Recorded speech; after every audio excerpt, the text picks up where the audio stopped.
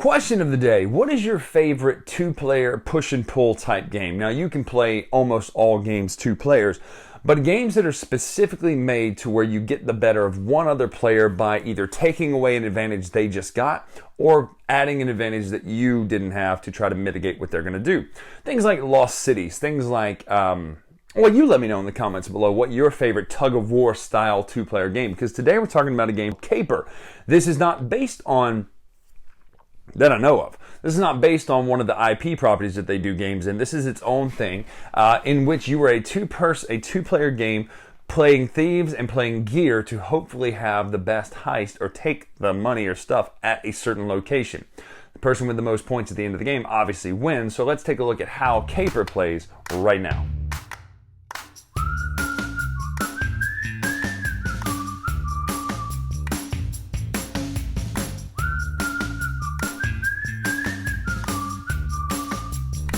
Alright, this is Caper set up. Now you've got the starting locations that are generic to everything right here, and then you've got the scene specific. So we're going to use Italy, Rome specifically.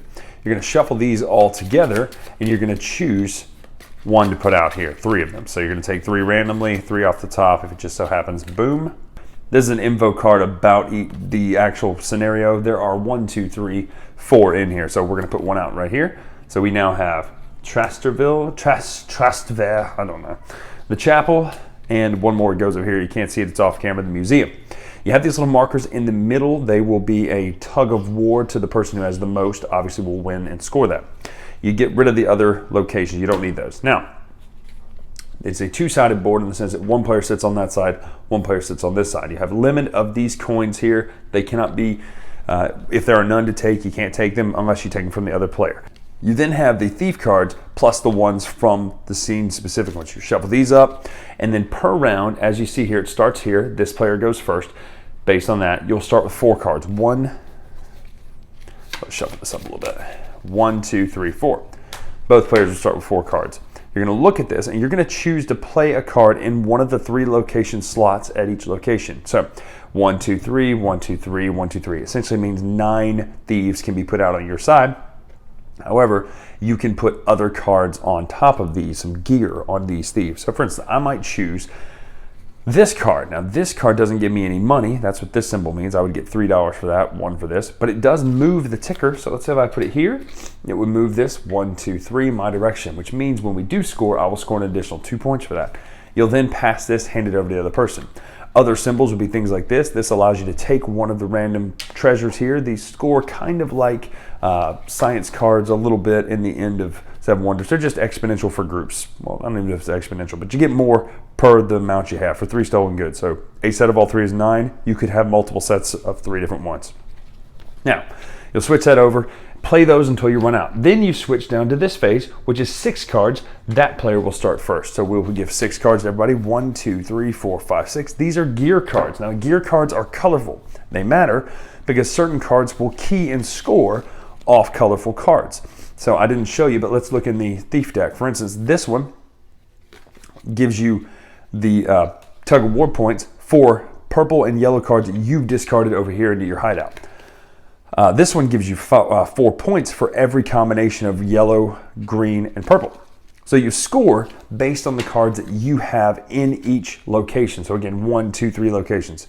Each thief can have up to 3 gear on top of them. And when you play that down, you will also check and make sure that there are no when played bonuses that you get as well. So this one will allow you, if you play the skeleton key here, you'll take one of the treasures off of there. If you were to play this, you would move this thing again. If you were to take this, you would specifically take that treasure. If you were to take this, you would gain 2 coins. Now the thing is, you'll notice the top left of these cards, these have a cost. So in order to play them, you're going to need to pay for them in the top left there. Some of them are just very, very good. Anyway, you'll do the same thing. You'll play 1 card, pass it, play 1, pass it, play 1, pass it. So it's a drafting 2-player game. Anyway, you're going to do this until all the locations, and you play all 1, 2, 3, 4, 5, 6 rounds, 3 thief rounds, 3 gear rounds, and then you're going to score at the end of the game. There is a convenient scoring pad right here. Put the names at the top. You will score for the locations. So the person who has the most of the influence in that location will score the card. So for instance, you might score the 2 for having it, Scoring here for the person who has the most of it. This is a point per purple card in that person's thing, and the person who claims it also gains 5 stars. Unless noted, bonuses only apply. The mastermind bonuses only apply to the person who won the location. Thieves, you'll then score your thief cards. If any of those give you points, you'll score your gear cards. If any of the gear cards give you points, and then you'll score your stolen goods in that rubric we showed. Person with the most points wins the game.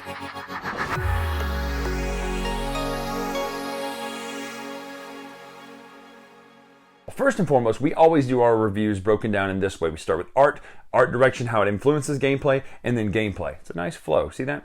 Art. Game looks amazing. I absolutely adore this art style where it looks old. In a very interesting way. Like the art on the cards looks old. It looks like something that oh man, we found this game. It's 60 years old. It works though. It's so perfect, the art in this game. I do like the gear art better than the character art, although the character art's still great too. Something about the gear art, honestly, it reminds me a little bit of that game Deathloop, in that it's kind of a noir, but also kind of hip, kind of colors and stuff. I love the art in this game. Also, symbols in this game, once you understand what each symbol means, is great. The symbology of this game is great. So that influences the art direction of how to play. I like that it's a two-sided board. This is your side, that's their side. So art and art direction really work well in this game. The art is gorgeous, and the way it influences the play is perfectly done. The way the symbols work, the way each card tells you what it does, how you gain points, what you do, whose turn it is, how many cards you're going to get on that turn. It just works. So little things like that really boost my enjoyment in a game. Something so simple as just symbols on the board that point to the direction of whose turn it is that turn. I think something that's great. Now, as far as the game itself, how it plays, I like the two-player drafting. Two-player drafting is a tricky subject. How do you do it, and how do you do it right?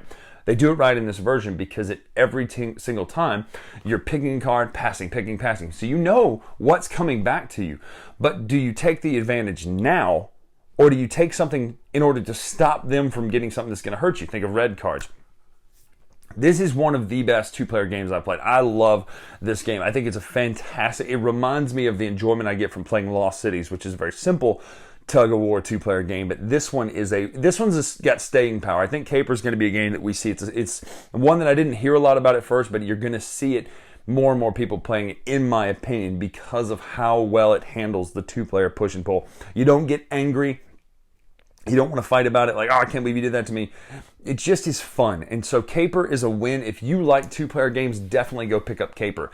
If you don't love two-player games, I still think you'll like Caper because of what it does.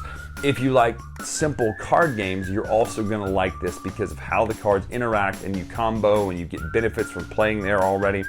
Caper's a great game. I can't say enough good things about it. Go check it out. I'm Bryan Drake here on the Dice Tower. Make sure to follow us on Twitter, Instagram, etc. Dice Tower Brian. Until next time, we'll see you.